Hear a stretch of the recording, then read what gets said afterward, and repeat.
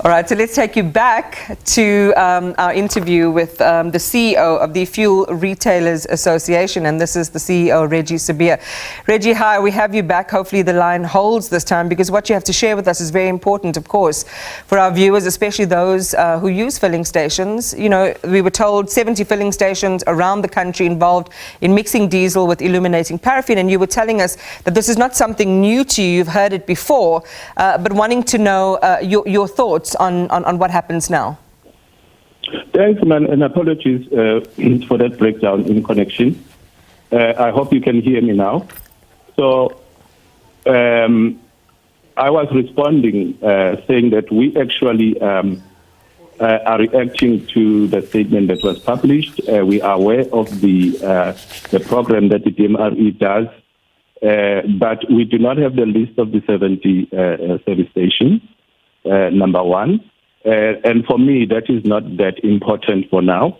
What is important for now is that a proper investigation into these processes needs to take place. And in order to do that, you need to understand how the supply chain works. So these products come to the service station already, mixed, diesel and paraffin. And when the truck arrives at the service station, the compartment carrying the different fuels, which then needs to go to respective underground tanks, is sealed. And there is connection, pipes that moves the product then from the truck directly underground the tank. So in that process, the retailer cannot see the product. So that's point number one. Number two, even if they could see the product with their eyes, if you look at diesel presented to you in a container, you cannot just detect that diesel is actually mixed or is substandard.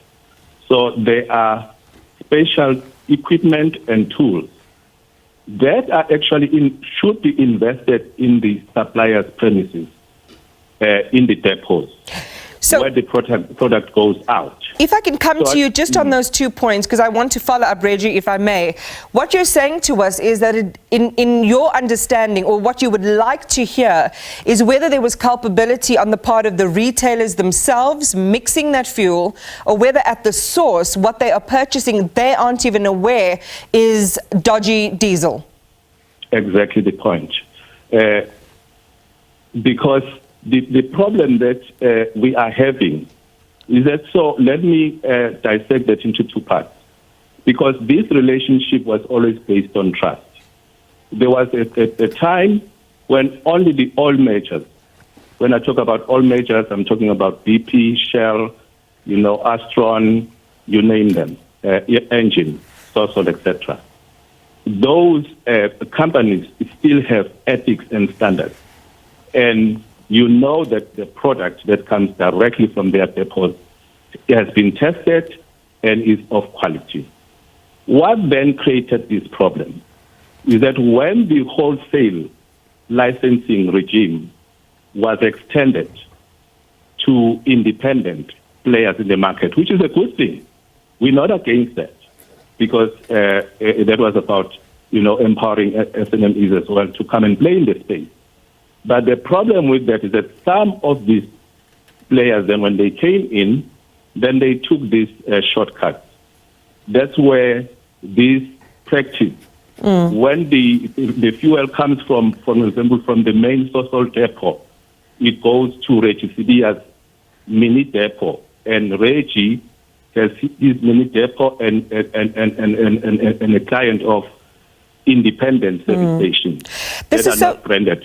So that's where the problem starts. Reggie, this is so disappointing, because at both ends, and my understanding of the white label suppliers are also those smaller players and SMMEs who also want to get a foothold in, into fuel distribution and fuel sales in the country. So at 2 points, there is a grave injustice being done. Having said that, we heard from the DMRE last night. I won't play the clip. We don't have the time, I think, but this implicated mostly those white label filling stations. So these lesser known brands. Are you you concerned that a story like this does damage to their business? Because people will say, you know what, I'm just going to go with the well-known brands, because we heard from the Fuel Retailers Association and the DMRE that this doesn't involve them. This is our position, because those white sites or non-branded sites are also our members. Our position with the FRA is that you cannot just put a blanket statement and say all of them are doing dodgy dealing, because that is not true. So what we need to focus on is the source of the problem. We need to go to those SMMEs, wholesalers, and I agree with you, but if you are given an opportunity, you then need to operate within the law. So there is a licensing regime also in the wholesaling space, and the rules and regulations are very clear for everybody. And it's very important that everybody stick to those rules.